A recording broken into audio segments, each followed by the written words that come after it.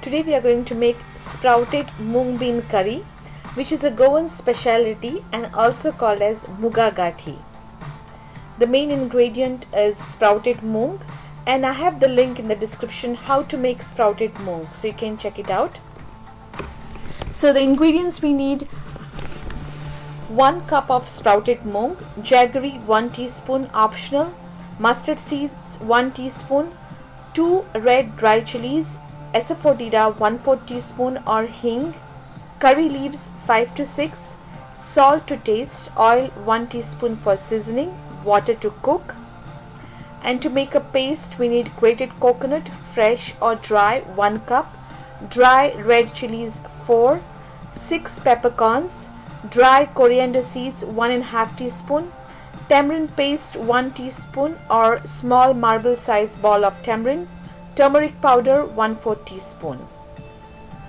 So we have all the ingredients ready.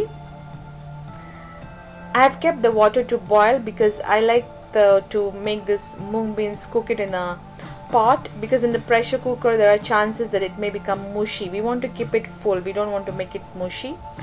So once the water has boiled, add the moong sprouts, add some salt and turmeric, keep it on a low flame to cook, and by the time it's getting cooked I'm going to roast all the spices.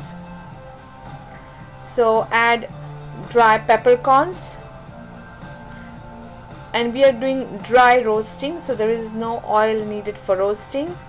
Add red chillies and coriander seeds and dry roast it, and after 2-3 minutes it will start releasing the aroma, so you know it's done. So after 2 to 3 minutes add coconut, grated coconut, and we don't want to roast the coconut too much, it should be very lightly roasted.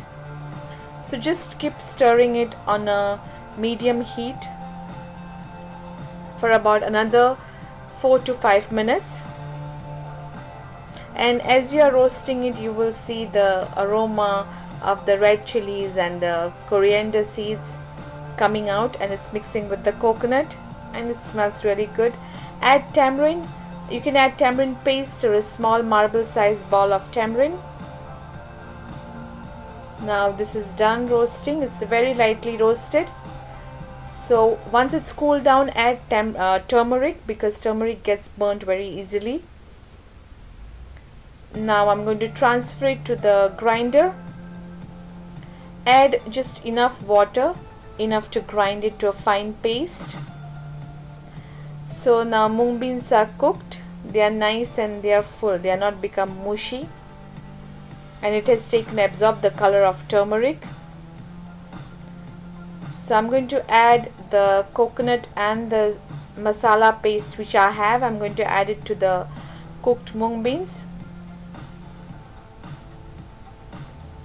and the curry has become nice and thick, but I'm going to add some extra water to make it thin, because I want to show you the trick if it becomes thin accidentally, what you should be doing.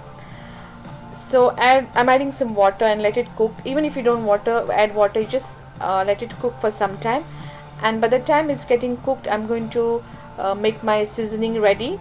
Take some oil, add mustard seeds.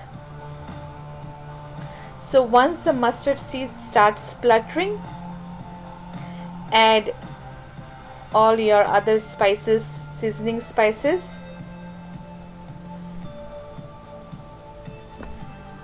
So they're spluttering. I'm going to add curry leaves,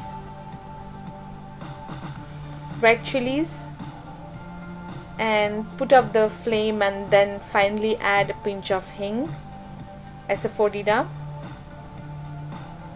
So my seasoning is ready.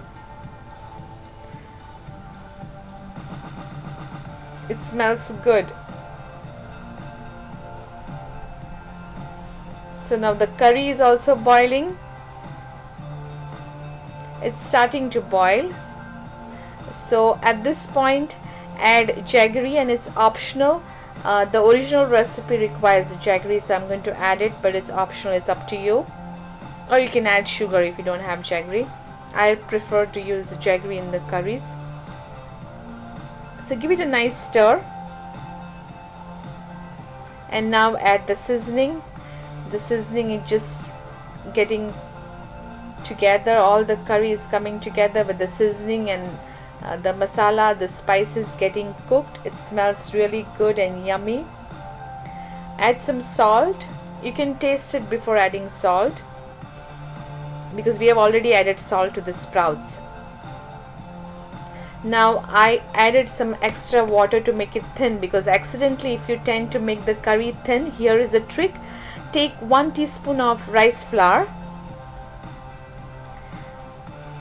and this is my mother's secret, like adding the rice flour paste. And you don't need to add water to make a rice flour paste, and just 1 teaspoon, because too much rice flour can make it too thick.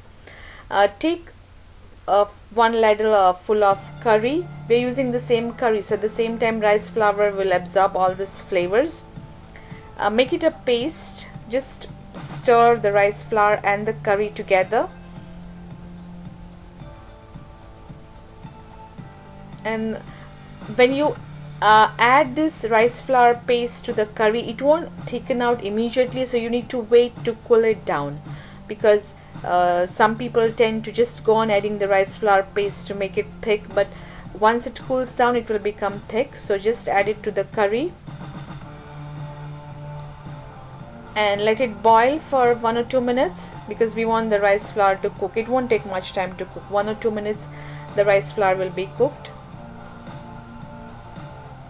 So it's become nice color and it's yummy and healthy. So your Moong sprout curry, which is also Mooga Ghathi in Goa, is ready to be served.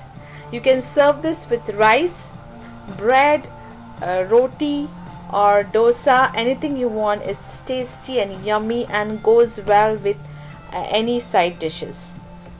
Thank you for watching, and we'll see you in the next video.